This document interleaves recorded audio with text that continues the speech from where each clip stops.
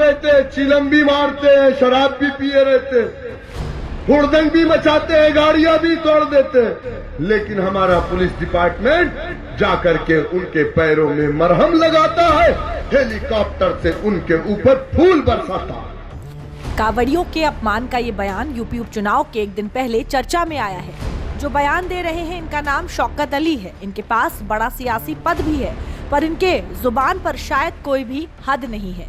ये असदुद्दीन ओवैसी की party AIMIM के यूपी से प्रदेश अध्यक्ष हैं, लेकिन शौकत अली जो बात बोल रहे हैं वो ना तो शौकत अली के पद को जस्टिफाई करता है, ना ही इस बयान को आम बयानबाजी की कैटेगरी में रखा जा रहा है, क्योंकि शौकत अली के इस बयान को सनातन धर्म का अपमान माना जा रहा है।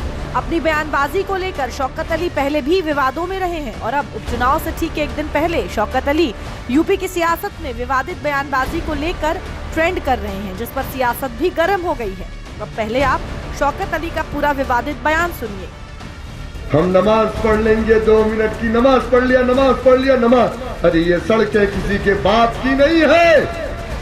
2 महीना कांवड़ यात्रा, सावन के महीने में नेशनल हाईवे को बंद करा करके पुलिस डिपार्टमेंट के लोग कांवड़ियों के पैर धुलते हैं और कांवड़िये बेचारे माशाअल्लाह लेकर के मस्त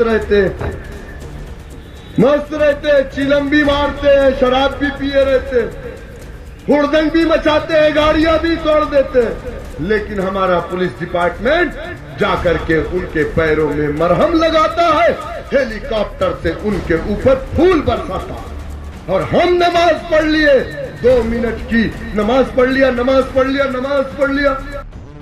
शौकत अली का ये बयान ऐसे समय में आया है जब कांवड़ यात्रा को लेकर पहले सियासत हाई रही है। हर साल लाखों कांवड़ यात्री भगवान शिव को जल चढ़ाने के लिए यात्रा करते हैं, जिसे लेकर विशेष इंतजाम किए जाते हैं। अब शौकत अली को ये बात रास नहीं आई। यूपी में चुनाव भी है, लिहाजा चुनावी फायदे के लिए अपने पक्ष में माहौल बनाने की कोशिश में शौकत अली ने ये बयान तो दिया, लेकिन इस बयान ने यूपी में राजनीतिक और धार्मिक बहस को और गर्मा दिया है। बीजेपी ने इस पर कड़ा पलटवार किया है, साथ में सपा कांग्रेस को भी घेरा है, जबकि संत समाज ने भी इस बयान पर कड़ी आपत्ति जताई है। शौकत अली का बयान AIMIM की उसी जहरीली विचारधारा को दिखाने का काम करता है, जिसके तहत लगातार AIMIM समाज को भड़काने के लिए, विभाजनकारी शक्तियों को बढ़ाने के लिए लगातार इस तरह के बयान देते हैं। और शौकत अली के इस बयान पर पूरा विपक्ष चुप है। AIMIM के इस भड़काऊ बयान की निंदा न कांग्रेस करती है और न समाजवादी पार्टी करती है, क्योंकि कहीं न कहीं कांग्रेस और समाजवादी पार्टी का भी कॉमन मिनिमम प्रोग्राम है कि कैसे समाज में ध्रुवीकरण हो सके, मजहबी गोलबंदी हो सके और हिंदुओं को बार बार अपमानित किया जा सके। कांवड़ यात्रियों पर जिस प्रकार की अभद्र टिप्पणी की है, इस अभद्र टिप्पणी पर सपा और कांग्रेस मौन क्यों है? सड़कें चलने के लिए होती हैं मियाँ जी, नमाज पढ़ने के लिए नहीं। और नमाज के लिए वक्त के नाम पर तुमने इतनी संपत्ति कब्जा करके रखी है। 9 लाख एकड़ से ज्यादा भूमि जो तुम लोगों ने जबरिया कब्जा करके रखा है, उस पर नमाज क्यों नहीं पढ़ते? सड़कें नमाज पढ़ने के लिए नहीं हुआ करती, और सड़कें जिस काम के लिए बनी है कांवड़िया उसी काम को करते हैं, अर्थात उस पर चलते हैं। और चलने में जब उनके पैरों में छाले पड़ते हैं तो श्रद्धालु भक्तजन और जिनके कारण, उन कांवड़ियों के कारण जो सत्ता में आए हैं, वो उन पर फूल बरसाते हैं और उनके पांव का प्रक्षालन करते हैं। तो तुम्हारे पेट में ऐसा दर्द क्यों होता है?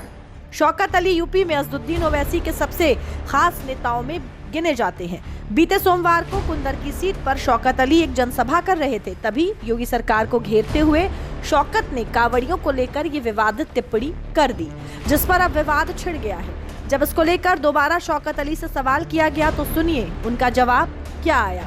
2 मिनट की नमाज पढ़ने पर हम पर पाबंदी है, तो 1 महीना रोड को जाम करके कांवड़ियों को चलाने की कैसे आप छूट दे रहे?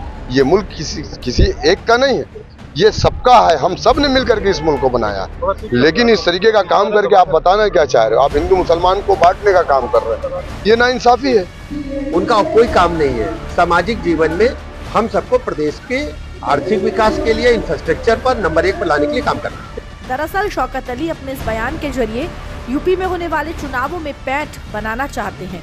शौकत अली ने जहां ये बयान दिया वहां मुस्लिम आबादी ज्यादा थी, जाहिर तौर पर कोशिश मुस्लिम वोटर्स को खुश करने की थी।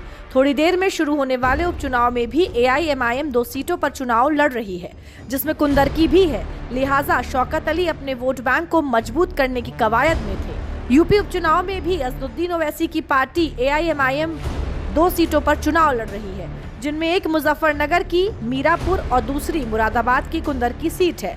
दोनों ही सीटों की चाबी मुस्लिम मतदाताओं के हाथों में मानी जाती है। असदुद्दीन ओवैसी खुद दोनों ही जगह फायर ब्रांड तरीके से प्रचार कर चुके हैं। 2022 के विधानसभा चुनाव से ही ओवैसी की नजर यूपी की सियासत पे पैर जमाने पर है, लेकिन अभी तक देश के सबसे बड़े सूबे में ओवैसी सफल नहीं हो पाए हैं। यूपी में मुसलमानों की आबादी करीब 20% है। 2024 के चुनाव में मुसलमानों की एक बड़ी आबादी विपक्षी गठबंधन की तरफ शिफ्ट हुई थी, जिसका सीधा नुकसान ओवैसी और उनके सहयोगियों को हुआ था। ओवैसी की कोशिश अब उपचुनाव के जरिए ही 2027 में होने वाले विधानसभा के चुनाव में अपनी पैठ जमाने की है।